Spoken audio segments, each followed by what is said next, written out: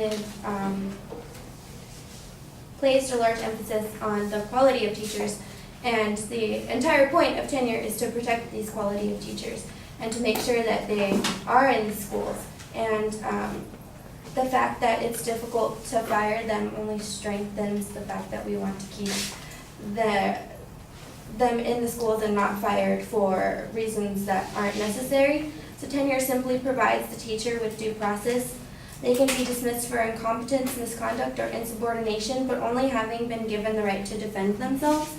So if a quality teacher is wanting to be fired for unjust reasons, they do have the right to defend themselves, which is why the process takes a long time, because it's in their protection. And the formal dismissal process guaranteed by tenure protects them from punitive evaluation systems and premature dismissals.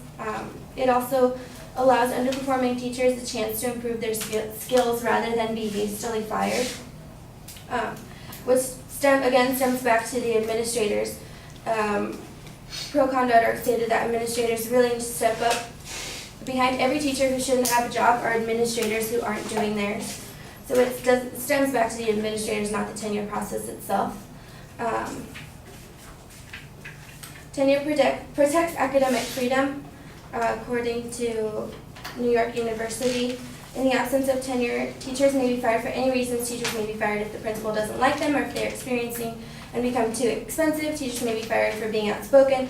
The loss of tenure will make it even more difficult to staff schools in the poorest neighborhoods. Abolishing tenure solves no problems for students and creates massive demoralization among teachers who understand that their job depends on compliance to administrators at whose whim they serve.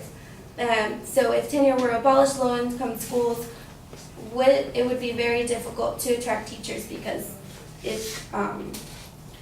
teachers don't necessarily want to work in the low-income areas. It stated tenure helps low-income schools attract and retain good teachers. Students in districts with large minority populations are much more likely to be taught by new and experienced teachers who have only a bachelor's degree and are often not certified in the subjects they teach, which lessens the quality of education they're going to get. And even if you give the principal the freedom to fire lots of teachers, they won't do it very often because they know the alternative is worse. If you've got to have people in the classrooms, that's your first priority. And that's stated from Max Ehrenfreund, who is a teacher. And it's also been proven that reward bonuses don't help, so as the affirmative was saying, putting the money back into incentives and reward bonuses in order to improve the quality of education is not necessarily going to be a positive thing. It says merit pay systems will open the door to comparisons between education and business. Teaching is not a business but a service profession.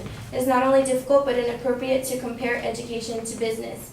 So this is emphasizing the wrong values. And merit pay creates competition and is at odds with the character of effective schools. And also the evidence that the affirmative brought up, some of it was related to colleges, when the focus here is primary and elementary, so her argument was invalid. That's it.